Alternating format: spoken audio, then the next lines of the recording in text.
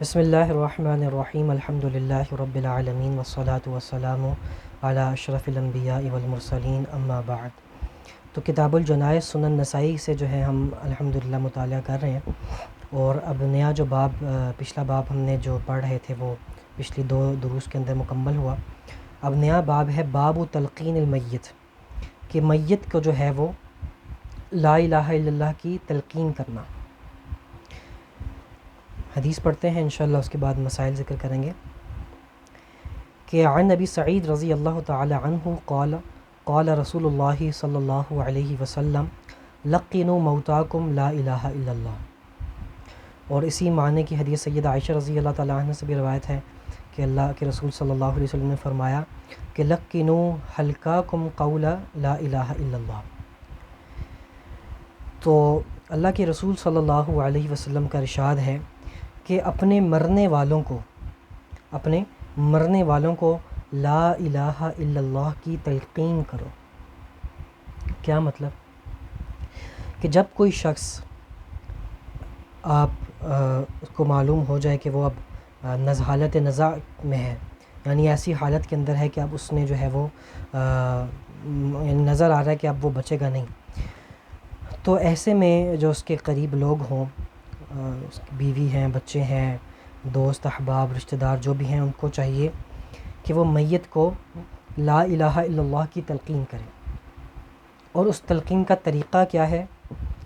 کہ ایسے نہ کہیں کہ اس کو پکڑ کے پیچھے پڑھ کے جو لا الہ الا اللہ کو لا الہ الا اللہ کو، نہیں، یہ طریقہ نہیں، بلکہ اس کا جو صحیح طریقہ ہے وہ یہ ہے کہ میت کے پاس بیٹھ کر لا الہ الا اللہ لا الہ الا اللہ اس طرح سے جو ہے وہ بلند آواز میں ذکر کیا جائے، اس کو یاد دہانی کرانے کے لیے۔ اس کی وجہ یہ ہے کہ جو میت مطلب جو شخص اس حالت نزاع میں ہوتا ہے یا موت کے قریب ہوتا ہے یا اس کی روح نکل رہی ہوتی ہے، تو وہ ایک شدید تکلیف کے مرحلے سے گزر رہا ہوتا ہے، اس کو بہت زیادہ تکلیف ہو رہی ہوتی ہے۔ تو ممکن ہے کہ اس تکلیف کی وجہ سے، اور ایسا دیکھا بھی گیا ہے، واقعات ایسے سنے گئے ہیں کہ اس تکلیف کی وجہ سے بعض اوقات وہ انکار کر دیتا ہے یا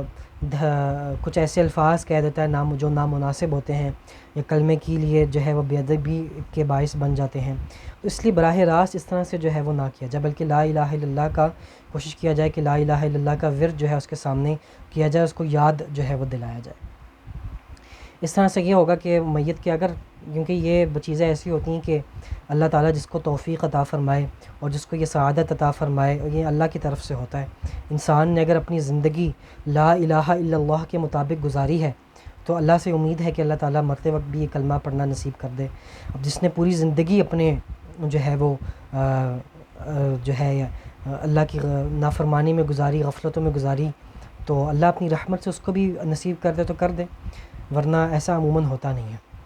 اور دوسری بات اس حوالے سے جو ضروری یہ ہے تربیت کے حوالے سے، کہ انسان کو خود بھی چاہیے کہ وہ اپنی زندگی میں جب زندہ ہے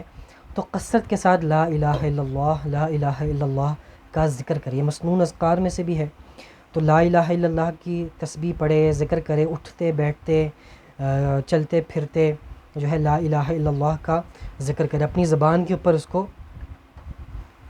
جاری کرے۔ اور یہ عادت انسان اگر بنا لے تو عادت بن جاتی ہے،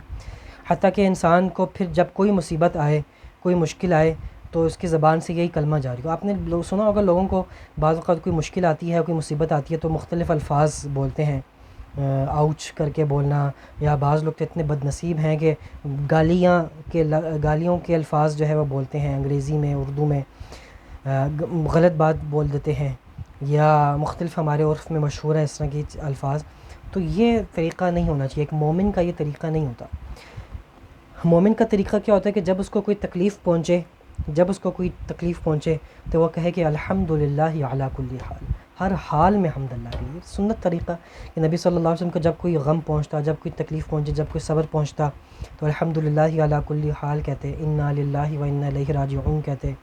ٹھیک ہے۔ تو یہ اللہ کے مبارک جو پیارے اذکار ہیں، اللہ کے نام کے، اللہ کے اسماء کے، یہ ذکر اپنی زبان پہ کرنے چاہیے۔ ایسے لوگوں کو دیکھا گیا ہے کہ فوت ہوتے وقت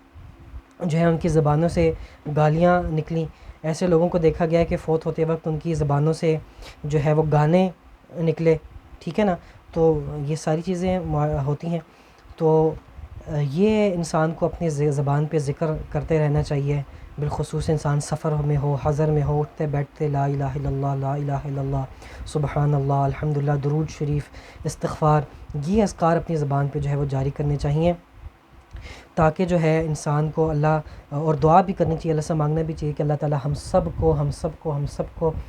اپنے مرتے وقت جو ہے کلمات پڑھنے کی توفیق جو ہے وہ سعادت جو ہے اللہ تعالیٰ ہم سب کو جو ہے نا وہ عطا کریں۔